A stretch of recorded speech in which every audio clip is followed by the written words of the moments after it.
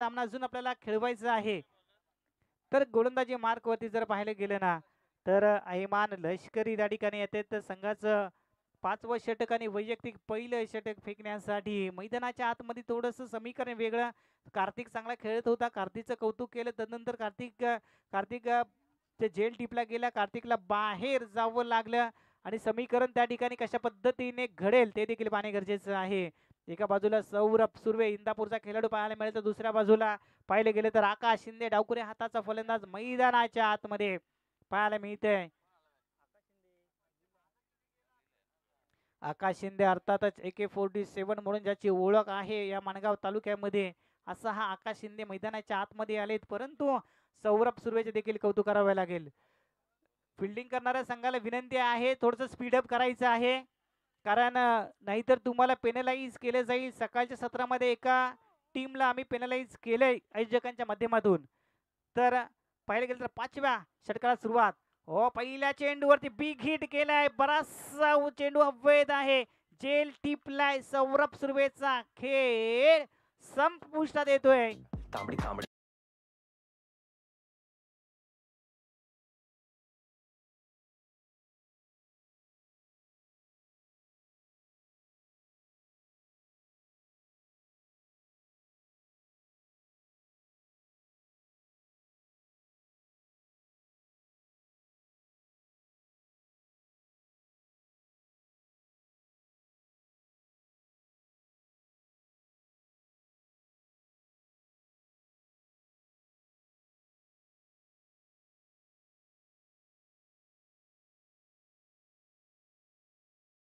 शिंदे मैदानामध्ये दाखल झालाय. पाहिले गेले तर 11 चेंडू आणि 18 धावांची गरज आहे मित्रांनो. देव कधीच कोणाचं नशीब लिहित नाही. आयुष्यात प्रत्येक वळणावर आपले विचार, आपले व्यवहार आणि आपले कर्मच आणि आपली मेहनतच आपलं नशीब बदलत असतं. तशीच कायची परिस्थिती मैदानाच्या आतमध्ये देखील पाहायला मिळते. धावसंख्या मात्र जाऊन पोहोचते ती तब्बल 42. 42 धावा धाव फलकावरती लगावल्या जातात. जिंकण्यास 60 धावांची आवश्यकता होती. अजून 18 धावा कराव्या लागणार आहेत फलंदाजी करणाऱ्या संघाला. एक महत्वपूर्ण विकेट मैदानाच्या बाहेर गेल्यानंतर समीकरण बदलते मैदानाच्या आतमध्ये. पुढचा चेंडू पुन्हा एकदा स्टेट ड्राईव्ह मारला. क्षेत्ररक्षक येत आहे चेंडू खाली. जेल टिपतायत. उणेगावचा कोयनीर हिऱ्याला माघारी परतावं लागतंय.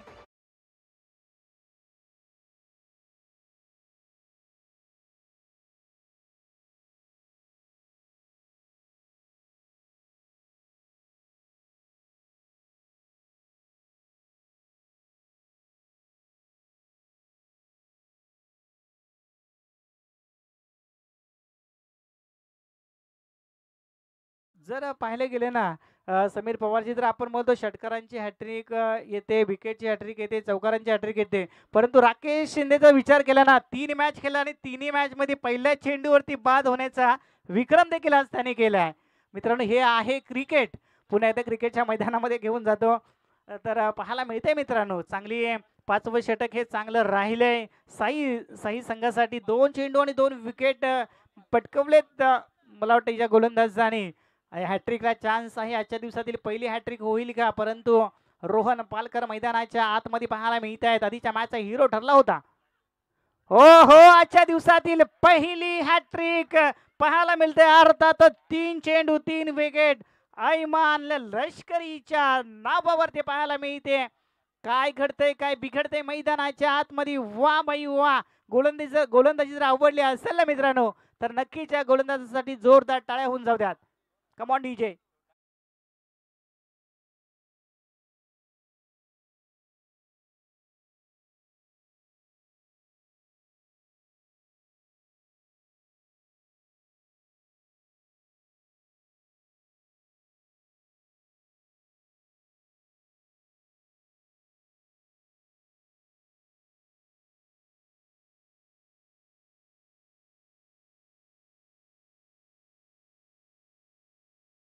आपल्याला पाहायला मिळाले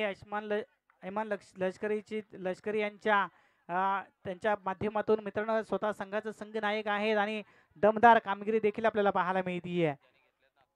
हॅट्रिक मात्र रोशन पाहायला मिळालं आतापर्यंत हॅट्रिक घेतलेत रोशन आणि हा देखील आल्या पावली परत जावं लागतंय मंथन इलेव्हनच्या या फलंदाजाला.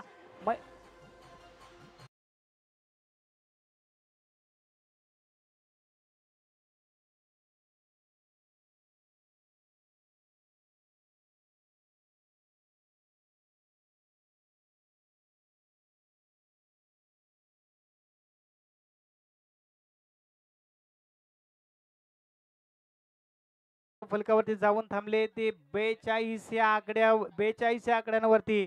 अजून सुद्धा जिंकण्यासाठी 18 धावांची आवश्यकता आहे. ऐमान लष्करी याने मात्र करामत करून दाखवले. 8 चेंडू आणि 18 धावांची अजून सुद्धा आवश्यकता आहे.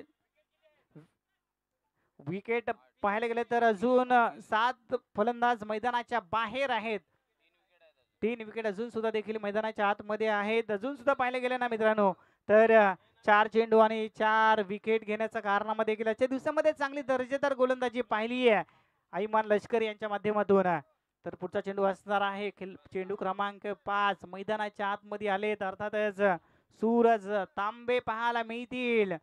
काय करताय काय बिघडतंय. पुढचा चेंडू ऐमान लष्करी यांचा. हा चेंडू मात्र वाईट पद्धतीचा पाहायला मिळेल. खराब चेंडू डाव्या शीटच्या बाहेर चेंडू पडलाय. एक धाव वाईच्या स्वरूपात येते त्या ठिकाणी. 43 धावा फलकावरती लगावल्या जातात. अजून देखील पाहिले गेले तर 17 धावांची आवश्यकता आहे. जर का या चेंडूवरती एखादा जर मोठा फटका आला ना तर मॅचचं समीकरण देखील बदलू शकतं. पुढचा चेंडू राऊंड विकेट मारा केला जाईल. हा चेंडू देखील येतोय वाईट पद्धतीचा. 4 विकेट घेतल्यानंतर पुढील 2 चेंडू मात्र खराब पद्धतीचे फेकण्याचा कारनामा देखील याच गोलंदाजाने केलाय.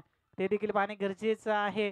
धावसंख्या मात्र जाऊन पोहोचते ती तब्बल 44 ऑन बोर्ड. 44 धावा फलकावरती लगावल्या जात आहेत. चांगले क्रिकेट मैदानाच्या आतमध्ये देखील पाहायला मिळतोय. क्रिकेटचा खेळ आम्ही सांगतो ना मित्रांनो. आणि हा देखील एक निर्धाव पद्धतीचा चेंडू पाहायला मिळतोय. धावसंख्या मात्र जाऊन पोहोचते ती 44 ऑन बोर्ड. 44 धावा फलकावरती पाहायला मिळते. सुरुवात मात्र केली होती मंथन इलेव्हन या संघाने, परंतु शेवट मात्र डीके वॉरियर संघ करेल का ते देखील पाहणे तितकंच गरजेचं आहे. राऊंड विकेट मारा केला. पुढचा चेंडू हो चांगला चेंडू पाहायला मिळतोय आणि हा देखील ना सेंडा ना बुंदा सरळ दांडा पाहायला मिळतोय. माघारी परतावं लागेल फलंदाजाला. चांगलं षटक राहिलंय.